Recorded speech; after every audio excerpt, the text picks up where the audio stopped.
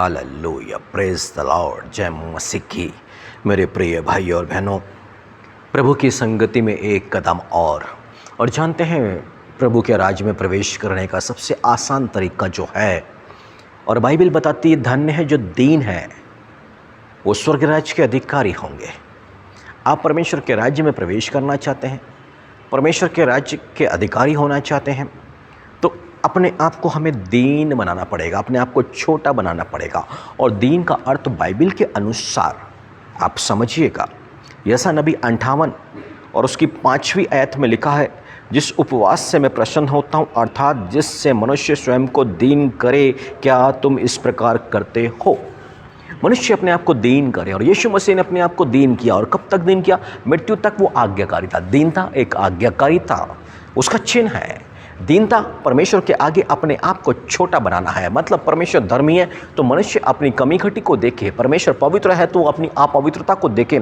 जब परमेश्वर के पास में आए तो पहचाने कि परमेश्वर कैसा है, और परमेश्वर के स्वभाव में और उसके चरित्र में मनुष्य है कि नहीं, और वो नहीं है। और जब मनुष्य बोलता है कि मैं पवित्र हूँ, मैं धर्मी हूँ, तो वो घमंड कहलाता है। वो व्यक्ति दीन हो ही नहीं सकता। दो मनुष्य ना यरूशलेम मंदिर में प्रार्थना के लिए गए हैं, एक नाकेदार है और एक फरीसी है। पर फरीसी अपने धर्म के कामों पर अपने आप को धर्मी समझता है, वो दीन नहीं हो सकता ना। पर दीन कौन था वहां पर? वो नाकेदार, जिसने परमेश्वर के आगे अपने पापों का अंगीकार किया और कहा कि मुझ पापी पर दया कर, मुझ पापी पर दया कर। मेरे प्रिय भाइयों बहनों, परमेश्वर ना दीनता की मांग करता है, और जो दीन हो जाता है ना, वही मनुष्य ऊंचा उठता है। परमेश्वर दीनों को ऊंचा उठाता है, उचित समय पर ऊंचा उठाता है। और वो परमेश्वर ना दीनों पर ही अनुग्रह करता है, घमंडियों से वो दूर रहता है, उन पर दृष्टि नहीं करता है। इसलिए मेरे प्रिय भाइयों बहनों, आज का जब ये दिन हमें मिला है कि परमेश्वर का वचन हमें सिखाए, बताए, हमारी समझ को खोले, तो इस बात को ध्यान रखें कि हमें दीन बनना होगा।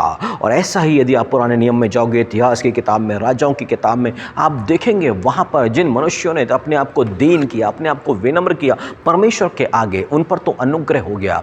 ऐसे ही एक बार राजा आहाब नाबूत की दाग की बारी का लालच ना, और नाबूत को मरवाड़ा लगाया उसकी पत्नी के द्वारा, उसके द्वारा पत्रवाह करके। और जब परमेश्वर का दास वहाँ पर आहाब के पास में पहुंचा ना, उसको बताया कि कैसे तेरी मृत्यु होने वाली और तूने क्या गुनाह कर दिया है। इसने क्या किया ना, अपने आप को दीन कर लिया, अपने आप को विनम्र कर लिया। राजा आहाब ने विनम्र कर लिया और परमेश्वर की दया उस पर आ गई, परमेश्वर की करुणा, और परमेश्वर ने उसको माफ़ कर दिया उसके उस गुनाह के लिए। मेरे प्रिय भाइयों बहनों, जो दीन होना जानता है वही जीवन पर ऊंचा उठना जाएगा, और जो दीन होना चाहता है वही परमेश्वर की आशीषों को, उसके अनुग्रह को प्राप्त करेगा, और उचित समय पे परमेश्वर उसे बढ़ा देगा। और ये उपवास में सबसे पहला कदम होता है मनुष्य का, जब मनुष्य अपने आप को दीन करे।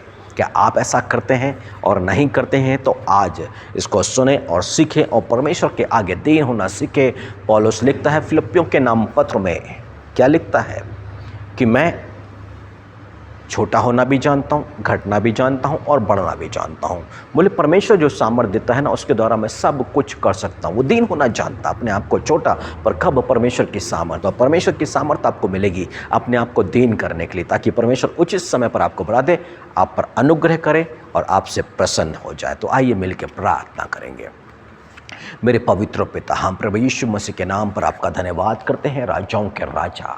आज हम जान गए प्रभु जी कि आप दीन लोगों से प्रेम करते हैं, जो दीन है उन पर ही अनुग्रह करते हैं, जो दीन है उचित समय पर उन्हें बढ़ाते हैं, जो अपने आप को दीन करते हैं ऐसे ही उपवास से आप प्रसन्न होते हैं। प्रभु जी, आज जब इस बात को सीखा है प्रभु जी, अनुग्रह कीजिएगा, हर एक मनुष्य इस दीनता पर बना रहे। आपके अनुग्रह को चाहते हैं पिता, प्रभु यीशु मसीह के नाम पर, आमीन।